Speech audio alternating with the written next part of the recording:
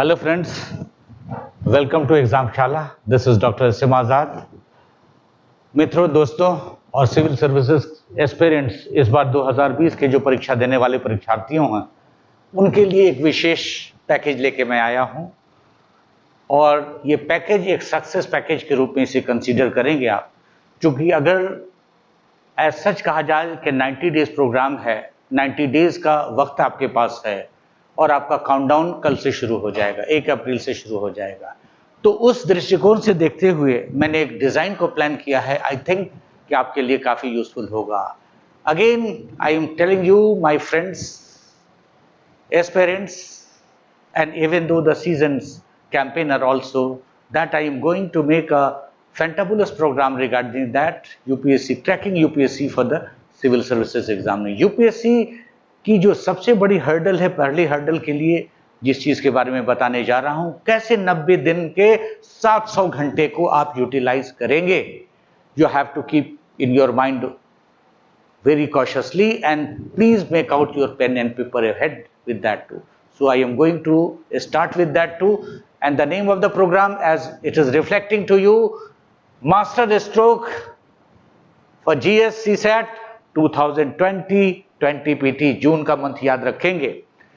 और ये पूरी की पूरी चीजों को डिजाइन मैंने किया है इस दृष्टिकोण से कि how you are going to manage your programme, आप किस हिसाब से अपने प्रोग्राम को मैनेज करते हैं. क्योंकि मैं जो चीज बताने जा रहा हूं, it is applicable, it is a common general aspect over there, but you should have to diagnose it कि which is going to be useful part of the. मैं एक स्टैंडर्ड आपके सामने प्रस्तुत करने जा रहा हूं. उस स्टैंडर्ड को आप अपने तैयारी के अनुरूप देखेंगे, समझेंगे, जानेंगे और उस पर ध्यान देंगे. ये सबसे बड़ा गाइडलाइन इस कंडीशंस में होगा.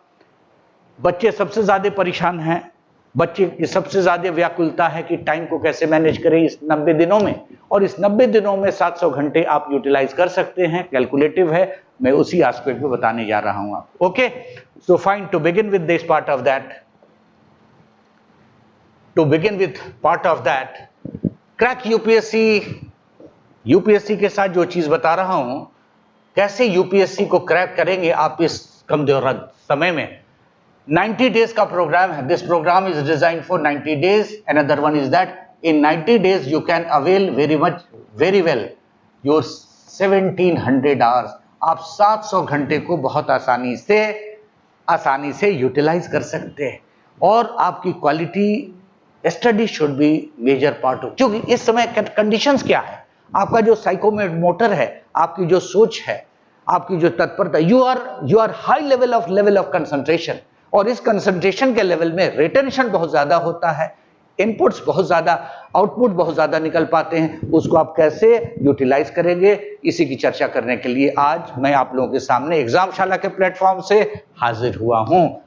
बिल्कुल नहीं भूलेंगे, इस चीज को फॉलो करेंगे और इस मार्गदर्शन को स्ट्रिक्टली फॉलो करें. मैं फील करता हूं कि रिजल्ट आप जरूर लेकर के आएंगे. और साथ साथ बीच में भी टिप्स और टेक्निक्स मैं बताता चलूंगा, particular paper 1 wise, paper 2 wise. Paper 1 2 की बात अगर करते हैं तो हिस्ट्री है, पॉलिटी है, ज्योग्राफी है, इकोनॉमी है. These are the 4 pillar of success. इसकी जो सबसे बड़ी बात करी जाएगी, जिस चीज की चर्चा मैं करने जा रहा हूं, उसमें सबसे इंपॉर्टेंट चीज जो सामने आपके नजर आता है वो क्या देखते हैं. हिस्ट्री एक मेजर चंक है, पॉलिटी दूसरा मेजर चंक है, ज्योग्राफी एक तीसरा है ना. ज्योग्राफी एक तीसरी बात नजर आती है. साथ ही साथ इकोनॉमी की बात करते हैं, इकोनॉमी का भी एस्पेक्ट नजर आता है इसमें. इकोनॉमी की बात करेंगे हम लोग. नेक्स्ट पार्ट क्या देखते हैं कि उसके साथ में क्या है, इकोलॉजी है, एनवायरनमेंट है, बायोडाइवर्सिटी है, साइंस एंड टेक्नोलॉजी है. तो इकोनॉमी की बात करें, इकोनॉमी इज अनदर 4 पिलर. ये 4 पिलर्स जो हैं, ये चारों पिलर का जो सबसे मेजर सेक्शन है, हिस्ट्री है, पॉलिटी है, ज्योग्राफी है, इकोनॉमी है. अगर इस चारों सेक्शंस को आप कवर कर लेते हैं तो क्या देखते हैं, आपकी परीक्षा की तैयारी काफी आसानी से पूरी हो सकती है. तो this is the conditions which is presenting before you. And इसके लिए एक चीज मैं कहना चाहूंगा, it is what the topic should be, it is what 4 pillar of success. Success का जो है 4 पिलर है, उसको आप किस चीज से ध्यान देंगे. The 4 pillars of success. This is the 4 pillars of success. 4 pillars of success की बात करेंगे हम. और इस 4 पिलर्स ऑफ सक्सेस की बात इसलिए मैं कह रहा हूं This is convention. Why it is I am going to present before you? This is convention. Convention का मतलब है हर हाल में इससे क्वेश्चन पूछे जाएंगे ही, और कुल मिलाकर अगर देखा जाएगा तो इसमें किसी भी कंडीशंस में, किसी भी सिचुएशंस में इससे 75 क्वेश्चंस होते ही हैं, उसे डिनाई नहीं किया जा सकता है। और सबसे लीडिंग रोल जो अदा करता है वो हिस्ट्री का होता है, इकोलॉजी एनवायरनमेंट का होता है, according to the recent change. तो रीसेंट पैटर्न के हिसाब से इसको डिजाइन किया गया है, डेवलप किया गया है, और मैं आपको इसकी चर्चा पूरे अच्छे तरीके से, यानी कहा जा सकता है कन्विंसिंग तरीके से करना चाहूंगा। आइए आगे बढ़ते हैं, देखते हैं इसकी चर्चा के स्वरूप।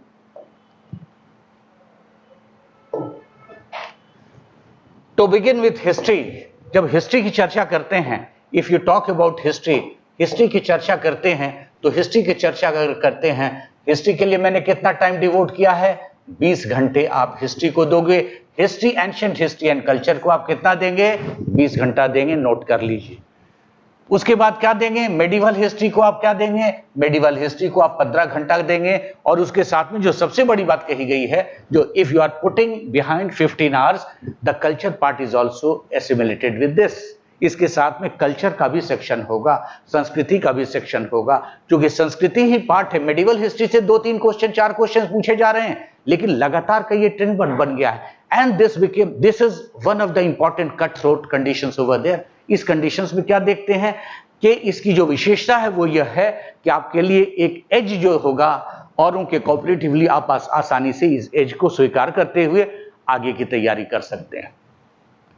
और जो तीसरा सेक्शन है, 65 घंटे की बात मैं कर रहा हूं, किसके लिए? 65 hours you will have to pay for modern Indian history. Modern Indian history का एक लीडिंग रोल रहा है, तो इसको मैं सेक्शन वाइज में बताता चलूं कि what way you should have to go with this part of that, आप किस हिसाब से इसको लेकर के चलेंगे। तो एक बार मित्रों नोट कर लेंगे, 20 घंटे का समय दे रहा हूं एंशिएंट हिस्ट्री एंड कल्चर के लिए आपको देना है, मेडिवल हिस्ट्री एंड कल्चर के लिए 15 घंटे देना है, और 65 घंटे देना है मॉडर्न इंडियन हिस्ट्री के लिए। कुल मिलाकर के 100 hours you will have to devote for that. और आपके पास पूरा के पूरा जो समय रिवीजन के साथ है 700 घंटे का है, जिसमें इन चारों पिलर्स के साथ साथ अदर सब्जेक्ट की भी चर्चा करेंगे, डिस्कस करेंगे। Okay, now come to the point of ancient Indian history. जब एंशिएंट हिस्ट्री एंड कल्चर की बात करते हैं तो सबसे मेजर चीज को ध्यान रख लीजिए आप लोग। जो मेजर चीज को आप ध्यान रखेंगे कि समझ में नहीं आता है बच्चों को कि एंशिएंट हिस्ट्री में किस सेक्शन को पढ़े, किस सेक्शन को छोड़े। इसके लिए सबसे इंपॉर्टेंट चीज क्या होगा? जहां पे एंशिएंट हिस्ट्री है, एंशिएंट हिस्ट्री का आपका फोकस क्या होगा? आपका फोकल पॉइंट क्या होगा? Cultural activities of the ancient Indian history. So सबसे पहले आप स्ट्रेस देंगे कल्चर पे। दूसरी चीज जो चीज को देंगे कल्चर के बाद थोड़ा सा सोसाइटी पे देंगे हम, और जो मेजर पार्ट है अगर कहा जा सकता है रिलीजन। एंशिएंट इंडियन हिस्ट्री के पूछने का ही उद्देश्य क्या होता है? कल्चर होगी, सोसाइटी होगी, रिलीजन होगा। जहां तक पॉलिटिकल कंडीशन है तो पॉलिटिकल एस्पेक्ट पे कभी कभार सवाल पूछा गया है, मॉडर्न एडमिनिस्ट्रेशन का सेक्शन हो जाता है, ये सबसे मेजर चीज है। या कभी कभी देखा गया है संगम एज पर भी क्वेश्चंस कुछ एराइज हुए हैं, तो भी उसका कल्चरल सेक्शन पूछा जाता है। तो I mean to say that आपका मेजर फोकल पॉइंट कहां होना चाहिए, आपका डायमेंशन कहां होना चाहिए? Always it should be cultural part. तो आपका जो डायमेंशन होगा कहां होगा? कल्चरल पार्ट पे होगा। वैदिक एज हो, बुद्धिज्म हो, बुद्धिज्म जैनिज्म से 2-3 क्वेश्चंस लगातार पूछे जा रहे हैं। साथ ही साथ पोस्ट मॉडर्न एज से लगातार क्वेश्चंस पूछे जा रहे हैं। गंधारा स्कूल ऑफ आर्ट है, मथुरा स्कूल ऑफ आर्ट है। These all part are a combination and composite of what? Architecture and cultural part का है, कॉम्पोजिट कल्चर का सेक्शन है। इसलिए इस पे आपको कल्चरल एस्पेक्ट पे आपको ध्यान देना होगा। उसके लिए मैं बता चुका हूं कि कितने आवर्स को डिवोट आप कर रहे हैं इस कंडीशन पे। दूसरा सेक्शन आते हैं हिस्ट्री के पार्ट के सेक्शन की बात करते हैं, medieval history.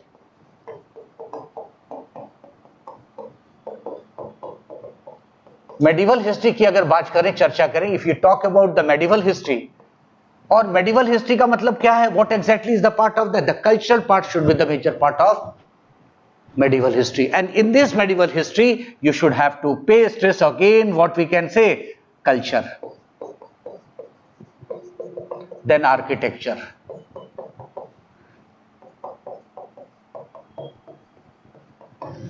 So you have to deliver with idea regarding this one, what culture and architecture और हेरिटेज का भी सेक्शंस होता है। जब कल्चर की बात करते हैं, स्पेशली जो सेक्शन सबसे ज्यादा डोमिनेटिंग पार्ट आता है, खास कर करके पिछले अगर 15 इयर्स का देखा जाए तो कभी कभार मेडिवल हिस्ट्री से क्वेश्चंस नगण्य के बराबर, लेकिन फिर भी 2 से 3 क्वेश्चंस उससे अरोज करते हैं। और उस करने में जो सबसे मेजर सेक्शन नजर आता है सूफिज्म से, सूफिज्म पार्ट से क्वेश्चंस नजर आ जाते हैं, फिर भक्तिज्म से। सूफिज्म भक्तिज्म के साथ साथ जो अनदर सेक्शन है क्वेश्चन पूछे जाने की, जो वाइबिलिटी बनती है, उसमें थोड़ा सा क्वेश्चन नजर आता है स्टेट क्या था, थियोक्रेटिक स्टेट था, मिलिट्री स्टेट था। ये नेचर तो आपको जानना पड़ेगा कि जो सल्तनत काल का युग था वो किस टाइप का स्टेट था, नेचर ऑफ गवर्नमेंट क्या था, नेचर ऑफ एडमिनिस्ट्रेशन क्या था। ये थोड़े से सेक्शंस को हमें जरूर जानना पड़ेगा।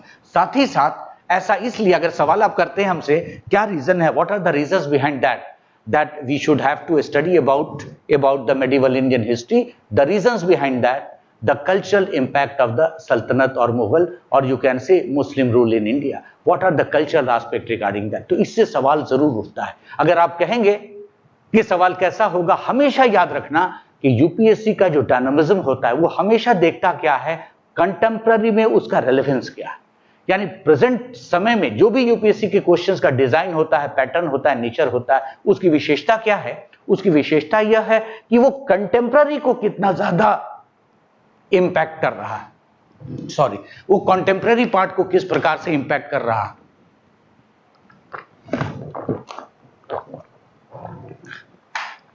छोटा सा एग्जांपल लें अभी आप, गंगा यमुनी तहजीब की बात कही जाती है। कल्चर में जो सबसे बड़ा कंट्रीब्यूशन होता है, अगर म्यूजिक की बात करते हैं, कव्वाली की बात आती है, राग की बात आती है ना, खास करके अमीर खुसरो की बात आती है, देखता बहुत सारी भाषाओं की बात आती है। पूरा की पूरा बॉलीवुड, हॉलीवुड जिसे कहते हैं, बॉलीवुड कहते हैं, वो पूरा की पूरा मेडिवल कल्चर पे है। साथ ही साथ आर्किटेक्चर में भी बहुत बड़ा उसका इंपैक्ट है। इसलिए कहा जाता है कि उसका रेलेवेंस क्या है। कॉम्पोजिट कल्चर मतलब क्या है, गंगा यमुनी तहजीब, हिंदू मुस्लिम एमिटी की बात नजर आती है। This is the relevant part over there. इसलिए मेडिवल हिस्ट्री एक बहुत मेजर सेक्शन है और ट्रेंड बन चुका है। 2-3 क्वेश्चंस उससे जरूर पूछे जाते हैं। After this another section which I would like to discuss to you, that is what अगर दूसरी चीज की बात करते हैं तो एंशिएंट हुआ, मेडिवल हुआ, और एक है कल्चर हेरिटेज की बात करते हैं।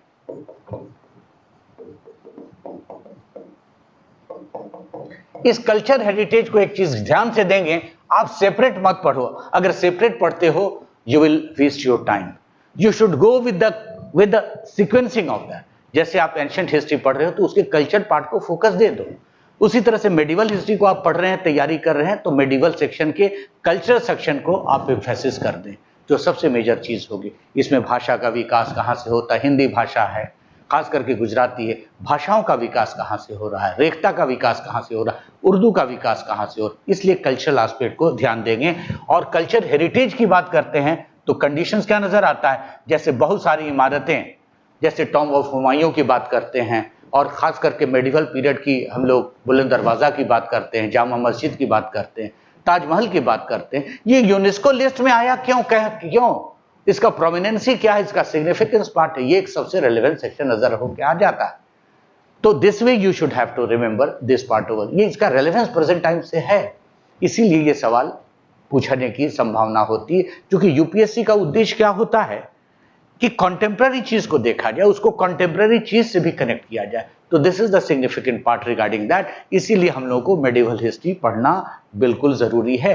क्योंकि आप देखते हो 2-3 चीजों को आप देखो ना, आपके राष्ट्र की धरोहर है, कंटेम्प्ररी क्यों है।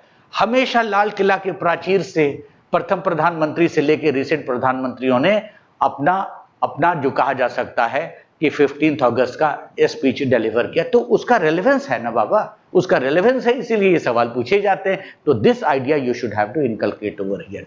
अब आते हैं, अब चर्चा करते हैं हम मॉडर्न इंडियन हिस्ट्री की। मॉडर्न इंडियन हिस्ट्री की एक स्ट्रेटेजी मैंने डिस्कस की थी पहले भी, ये मैं शॉर्ट में लिख रहा हूं मॉडर्न इंडियन हिस्ट्री। इसकी सबसे बड़ी विशेषता क्या नजर आती है, you have to understand the dynamics of the system. इस सिस्टम, इस टॉपिक को पढ़ने के लिए इसके डायनामिक्स को आपको समझना होगा कि what approach you should have to inculcate over, आपका अप्रोच क्या होना चाहिए, इस अप्रोच को आपको समझना होगा। इस अप्रोच को समझने का सबसे मेजर आइडिया क्या है, दो चीजों को याद रखिएगा, कॉलोनियलिज्म एंड इंपीरियलिज्म। कॉलोनियलिज्म और दूसरी चीज क्या है, इंपीरियलिज्म।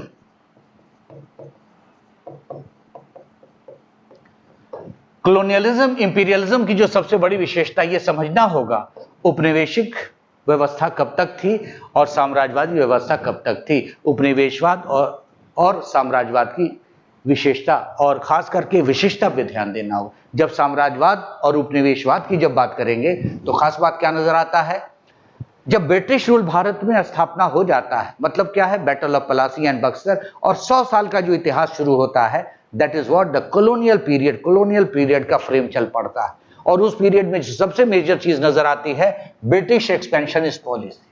जो सबसे मेजर बात है ब्रिटिश सरकार की एक्सपेंशनिस्ट पॉलिसी। और एक्सपेंशनिस्ट पॉलिसी में दो सबसे इंपॉर्टेंट चीज आपको ध्यान दीजिएगा आप लोग। एक्सपेंशनिस्ट पॉलिसी में जब भी एक्सपेंशनिस्ट पॉलिसी की बात करेंगे, उस एक्सपेंशनिस्ट पॉलिसी में जो ध्यान आप देंगे, दो पर्सनालिटी का ध्यान देंगे।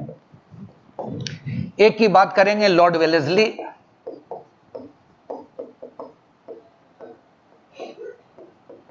और दूसरी की बात करेंगे लॉर्ड डलहौजी।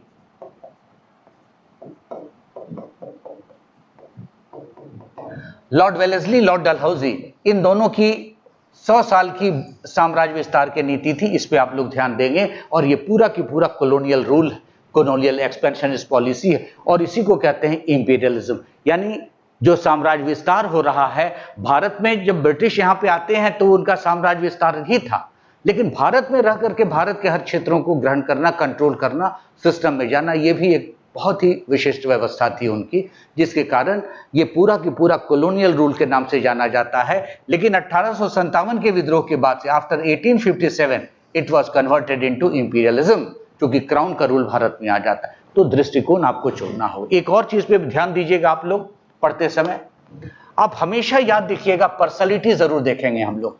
ये नया ट्रेंड आजकल है, पर्सनालिटी जरूर देखेंगे हम लोग, व्यक्तित्व को जरूर देखेंगे। हर एक, कहा जा सकता हर एक फेज के अलग अलग व्यक्ति हुए। जैसे छोटा सा एग्जांपल अगर मैं लेता हूं,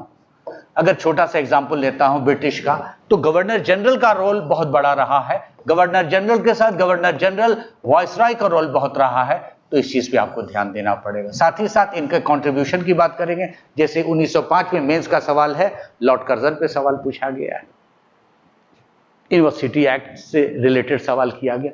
तो this way you have to give emphasis. और एक चीज बहुत सरल से मैं बता दे रहा हूं कि कमिंग ऑफ द यूरोपियंस की बात करते हैं, तो कमिंग ऑफ द यूरोपियंस से ज्यादा 2+1 3 सवाल की संभावनाएं होती, और ऑल टुगेदर मॉडर्न इंडिया हमेशा 10+ सवाल होता है।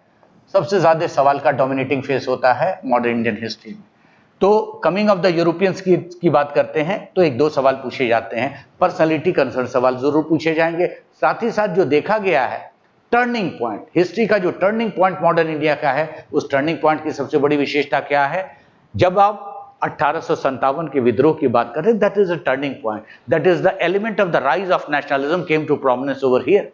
भारत में क्या होता है, नेशनलिज्म के बीज बोई जाती है, नेशनलिज्म का विकास शुरू होता है। नेशनलिज्म का विकास होने के बाद पहली बार नेशनलिस्ट ऑर्गेनाइजेशन भारत में बन जाती है, जिसे हम लोग इंडियन नेशनल कांग्रेस के नाम से जानते हैं। जब इंडियन नेशनल कांग्रेस के नाम से जानते हैं तो यहां से एक आइडियोलॉजिकल पॉलिटिक्स शुरू हो जाती है, जिसको मॉडरेट आइडियोलॉजी कहते हैं। आगे चल के ये एक्सट्रीमिस्ट आइडियोलॉजी हो जाती है 1905 के बाद, आगे चल के मिलिटेंट नेशनलिस्ट पॉलिसी हो जाती है, या फिर एक्सट्रीमिस्ट पॉलिसी हो जाती है। फिर गांधी का आगमन के बाद पूरा के पूरा पैरामीटर बदलता है। तो ये फेज एक बहुत ही सिग्निफिकेंस फेज है, जिसकी हम लोग चर्चा, ये जिसके विषय में हम लोग जानना जरूरी है। So this way the thing should go on, और इस प्रकार से इस चीज की स्टडी हम लोग करेंगे। जैसा कि मैंने आपको बता दिया, इस चीज की चर्चा किस चीज में, इस चीज को देखेंगे हम लोग किसमें, हिस्ट्री के एस्पेक्ट में देखें। Another aspect regarding this one, जब अनदर एस्पेक्ट की बात करते हैं हम लोग, दूसरी चीज नजर आती है, तो क्या देखते हैं, 50 घंटे का समय दिया गया रिवीजन के लिए। 50 घंटे का जो समय दिया गया है रिवीजन के लिए, क्या देखते हैं, it is polity and governance की बात की गई। और पॉलिटी एंड गवर्नेंस की जब चर्चा करेंगे तो पॉलिटी एंड गवर्नेंस की बात जो कहा जा सकता है, इसका सेक्शन है 50 घंटा किसमें दे रहे हैं, 50 आवर्स पॉलिटी एंड गवर्नेंस, 30 घंटे कॉन्स्टिट्यूशन में दे रहे हैं। और क्या देखते हैं, ये पूरे के पूरे जब चीजों को आगे लेके चलते हैं इस कट कंडीशंस को, तो करीब करीब 50-80 घंटे का कंडीशन नजर आता है। और जब 80 घंटे का नजर आ जाता है तो साथ में क्या देखते हैं, जो रेस्ट ऑफ द सेक्शन हम लोग देते हैं, किसको देते हैं, हम लोग पंचायती राज सिस्टम को देते हैं। तो पॉलिटी एंड गवर्नेंस सबसे इंपॉर्टेंट एस्पेक्ट नजर आता है। फिर क्या देखते हैं, कॉन्स्टिट्यूशन की बात करते हैं, कॉन्स्टिट्यूशन की जब चर्चा करते हैं, that is another part of that. तो पॉलिटी एंड गवर्नेंस को दो सेक्शन में आप बांट लेंगे बहुत आसानी से, यूनियन गवर्नमेंट अलग लेंगे हम लोग, और फिर क्या देखेंगे, स्टेट गवर्नमेंट हम लोग अलग लेंगे, इस दोनों को अलग लेंगे। और साथ ही साथ क्या देखेंगे, इसके साथ में जो 20 आवर्स का समय आप हम लोग देंगे, किस चीज को देंगे, पब्लिक पॉलिसी को देंगे, पब्लिक पॉलिसी को देंगे, पंचायती राज सिस्टम को देंगे। इस तरह से पॉलिटी एंड गवर्नेंस का सेक्शन को 3 भाग में बांटा गया, 3 हिस्सों में बांटा गया। It has been designed and segregated under the 3 sections. The first section should be what? The third section will be polity and governance. The second section should be what? It is constitution. And the third section should be what is that? Panchayati Raj system and public policy part over there. है ना? आइए आगे चलते हैं. Next one part is that.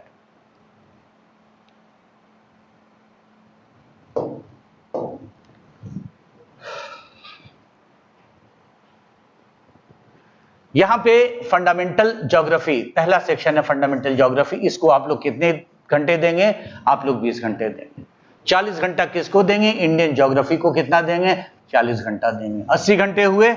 और world geography की जब बात करते हैं उसको 40 घंटा देखेंगे, जिसमें मैपिंग की भी एक सबसे व्यवस्था। आजकल जो सवाल पूछे जा रहे हैं, किससे पूछे जा रहे हैं, मैपिंग से सवाल जरूर पूछे जा रहे हैं। तो 40 घंटे का समय आप लोग इसको दोगे, 20 घंटे का समय क्या दोगे, फंडामेंटल ऑफ ज्योग्राफी पे, और 40 घंटे का सवाल इंडियन ज्योग्राफी को दोगे। कुल मिला के ये 100 घंटे हुए। लेकिन एक चीज याद रहे, you should have to remember one thing over there, and what is that thing, the thing should be what you have to do. You have not only to study, you have to also do the practices. आप practices भी करेंगे, साथ ही साथ पढ़ने के साथ साथ क्या देखेंगे, प्रैक्टिसेस भी करेंगे।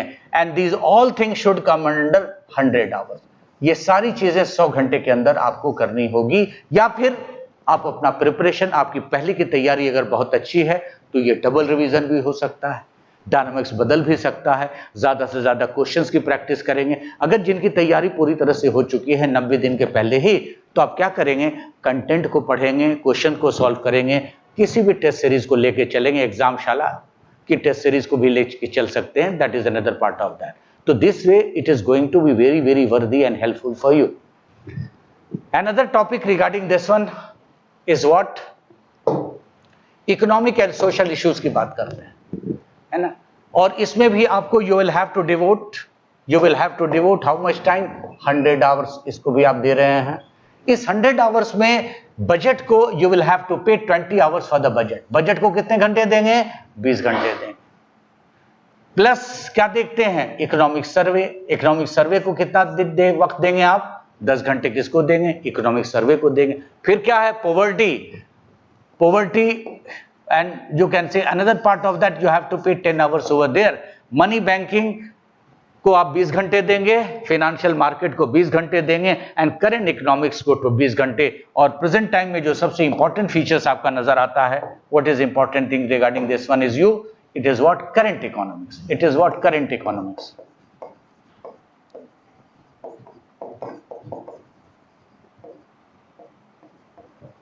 जब करंट इकोनॉमिक्स की बात करेंगे तो बजट को जरूर देखेंगे, प्लस जीएसटी से कंसर्न जरूर देखेंगे, फिर इकोनॉमिक सर्वे आप जरूर देखेंगे, कंटेम्प्रेरी पार्ट को जरूर देखेंगे, एक्सपोर्ट इंपोर्ट को आप जरूर देखेंगे, रेपो रेट को आप जरूर देखेंगे, साथ ही साथ banking policy, money and banking policy को आप जरूर देखेंगे। Is it clear to you? And government की जो डिफरेंट पॉलिसी आई है, पब्लिक पॉलिसी डिफरेंट जो गवर्नमेंट की पॉलिसी आई है, मनरेगा है, मनरेगा के ऊपर फिर से नया सवाल आया है, चीजें आई हैं, उस चीज को देखेंगे। इन्फ्लेशन, या फिर कह सकते हैं कि जो प्राइस हाइक पेट्रोलियम प्रोडक्ट का हो रहा है, चीजें बढ़ रही हैं, आ रही हैं सामने में, you should have to pay stress over there. तो सबसे ज्यादा जो कंटेम्प्रेरी रिसेंट ट्रेंड है, economics questions are going to be asked in a very dynamic way, इसका वे बहुत डायनामिक है, इसमें डायनामिज्म है, क्योंकि ये कंटेम्प्ररी पार्ट को, रेलेवेंट एस्पेक्ट को, रेलेवेंट पार्ट को लेकर के चल रहे हैं। That way it is going to be very very helpful for you. तो इस सेक्शंस को आप कदापि नहीं छोड़ सकते हैं, खास करके जो इकोनॉमी का जो सेक्शन है, इकोनॉमी को जो खास करके जो आर्स दिए गए हैं या फिर डिवीजन किए गए हैं। एक और चीज सामने आपके नजर आती है, इकोलॉजी इन्वायरमेंट। एक ये जो सबसे नेग्लेक्टेड पार्ट माना जाता है, इकोलॉजी इन्वायरमेंट एंड बायोडाइवर्सिटी, इसमें 40 घंटा आपको देना होगा। सवाल बच्चे पूछते हैं हमसे कि क्या कारण है, क्या रीजंस है कि वर्तमान समय में जो डायनामिज्म पिछले 10 साल से 2013 के बाद से डेवलप हो रहा है, उसमें सबसे मेजर रीजंस क्या है, इकोलॉजी इन्वायरमेंट क्यों परेशान हम लोगों को कर रहा है। तो आप लोगों को बहुत क्लियर कट मैं बताना चाहूंगा कि IFS इंडियन फॉरेस्ट सर्विस की जो परीक्षा ली जाती है वो कंबाइंड परीक्षा होती है, यूपीएससी ही उसकी परीक्षा लेता है। इसलिए एक फीचर जो डोमिनेटिंग पार्ट है, इसलिए इसको इनकॉर्पोरेट किया गया है और ये इसका रेलेवेंस भी काफी ज्यादा है, इसलिए इस चीज को हम लोग कैरी ऑन कर रहे हैं।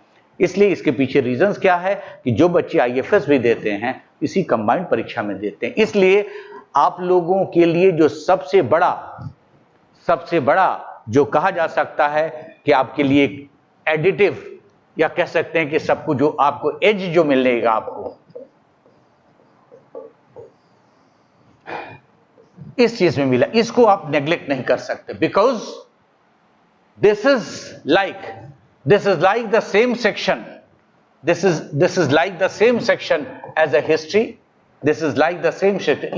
इसकी जो कहा जा सकता प्रधानता वही हो गई है जो हिस्ट्री की है, जो पॉलिटी की है, जो ज्योग्राफी की है, जो इकोनॉमी की है, और इसका क्या हो गया है, इसका भी इकोलॉजी एंड इन्वायरमेंट, इसकी भी लेवरेज ज्यादा है। और किसी भी कंडीशन में आप स्टैटिस्टिक्स जब देखेंगे you will feel like that कि सबों का जो रेशियो है ज्यादा है, बल्कि डोमिनेटिंग फीट इसी का नजर आ रहा है।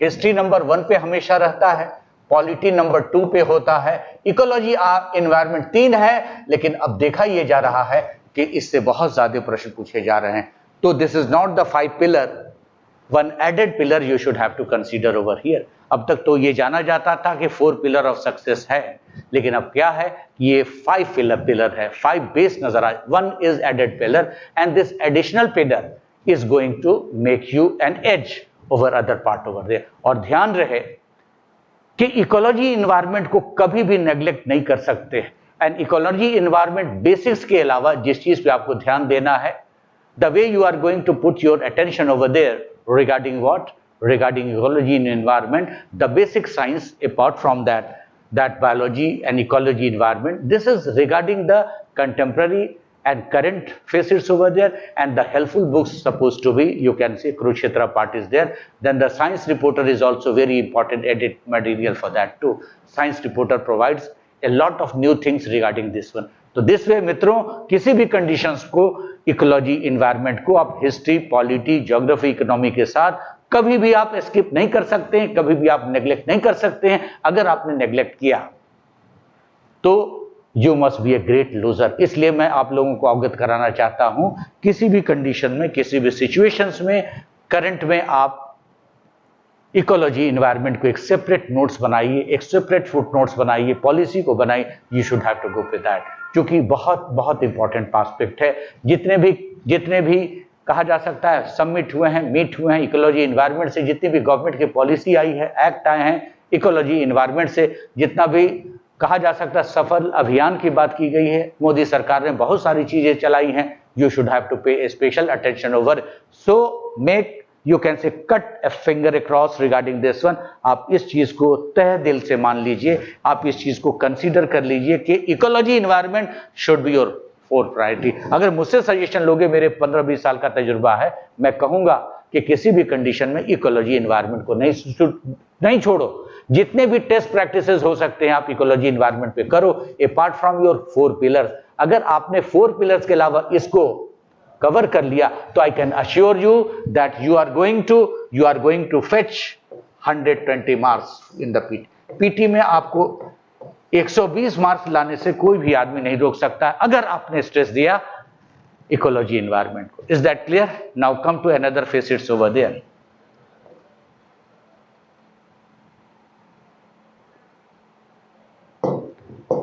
Another section is science and tech, जिसको 40 hours devote किया गया है.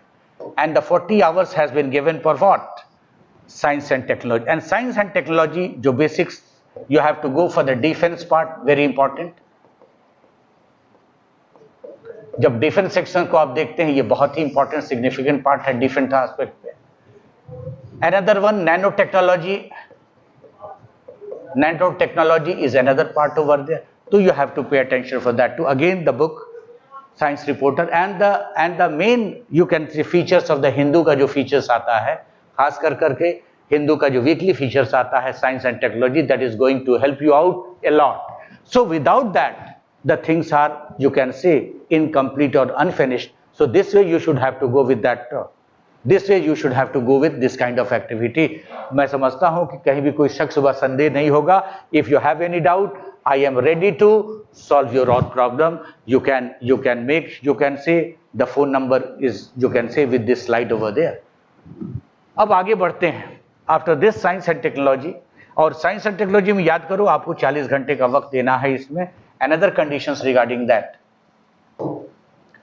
अब जो सेक्शंस आता है सामने में, general science basically general science पे आपको कोई मास्टरी नहीं करनी है. what idea I would like to present before you. If you are talking about general science, थोड़ा सा फिजिकल सेक्शन कुछ होता है, थोड़ा सा केमिस्ट्री जैसी चीजें होती है ना, थोड़ा सा जूलॉजी जैसी बात होती है, थोड़ा सा क्या देखते हैं बॉटनी जैसी बात होती है. और ये सारी चीजों को हम लोग क्या कहते हैं, एवरेडी साइंस. और एवरेडी साइंस का मतलब क्या है, जो सवाल आजकल पूछे जा रहे हैं, पूछा जा रहा है इथेनॉल का यूज क्या है. इथेनॉल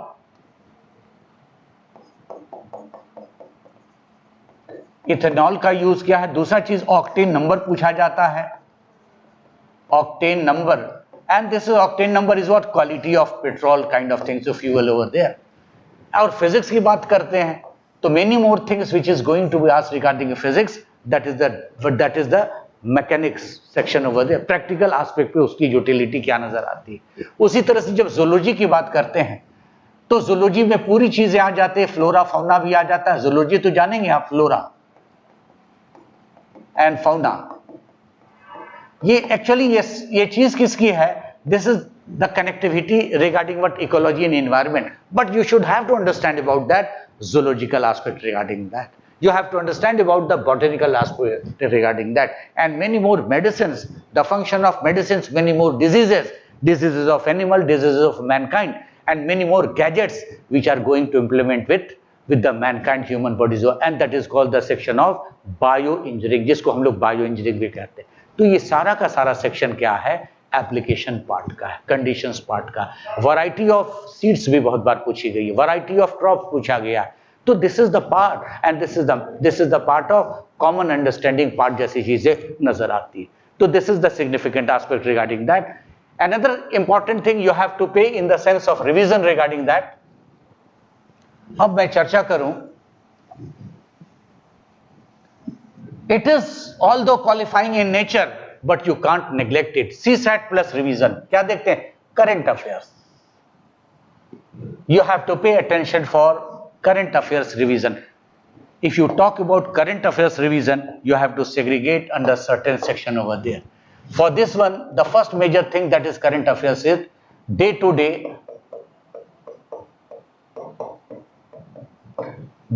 political happening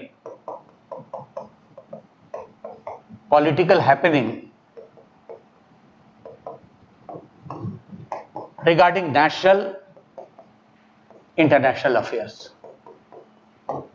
National और international affairs की बात करेंगे. Another thing, you have to go through the personality, and it is again national and international. National and international. Again you have to go through the treaty. Again you have to go through the commission. Again, you have to go through the different organization and you can say program. So this way you should have to go with the ideas of current affairs section. Current affairs is normally a very important facet of it. और current affairs का जो dynamics है वो current affairs sports का भी trend इन दिनों आ गया है. स्पोर्ट्स से भी सवाल पिछली बार पूछे गए थे. So you can't neglect also sports over there. Recently the war situation has happened over here, so you have to be ready for this part of that. सवाल जरूर होंगे क्योंकि अभी आपको काफी समय बाकी है यूपीएससी की परीक्षा के लिए, तो you have to be alert over there. तो करंट अफेयर्स में स्पोर्ट्स के सेक्शन को भी लिवरेज मिल रहा है, प्रिविलेज दिया जा रहा है, and the more probability is that it is going to be out in this counter part over there. इस प्रकार से क्या देखते हैं, इस कंडीशंस को आगे चल के देखते हैं कि सवाल को पूछा ही जाता है, सवाल को छोड़ा नहीं जा सकता है. आगे आइए, आगे हम आते हैं सीसैट. सीसैट के लिए एक बहुत बड़ा चैलेंज बच्चों के सामने है कि सीसैट के लिए क्या करें.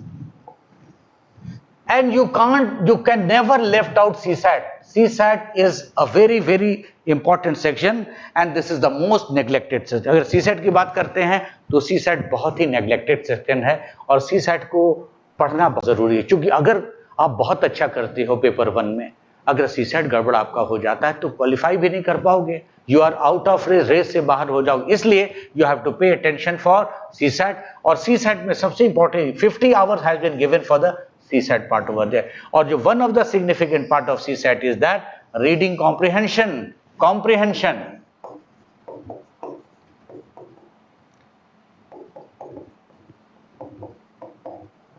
And comprehension is one of the challenging task. ये चीज को जान जाओ. यूपीएससी कॉम्प्रिहेंशन क्यों पूछता है, इस डायनामिक्स को समझना होगा. The reason is that if you are going to be a big bureaucrat, so what is going to be happening, how quickly you can comprehend the content of the subject matter. This is the reasons behind that. The comprehension skill is very challenging task.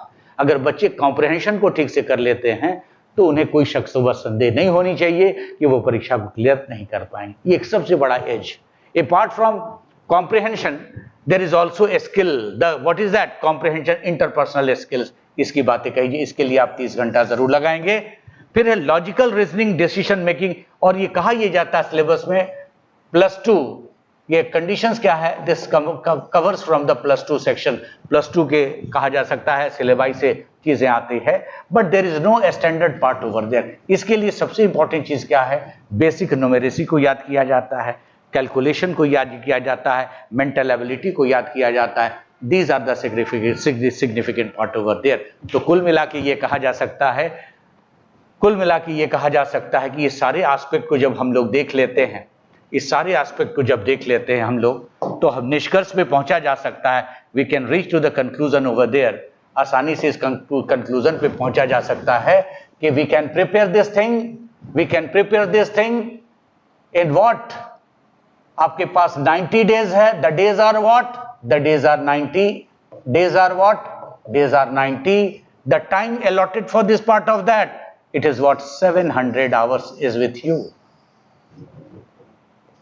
you. You can calculate it. So how many hours you can deliver for the best part over there. और किस हिसाब से आप अपने समय को allocate करेंगे इस प्रिपरेशन की तैयारी के लिए. मैं समझता हूं मित्रों, स्टूडेंट एस्पिरेंट्स, मैं समझता हूं कि आज से आप अपने काउंटडाउन में लग जाएंगे. काउंटडाउन में अगर एक दिशा के अनुरूप लगेंगे तो सफलता निश्चित ही मिलेगी.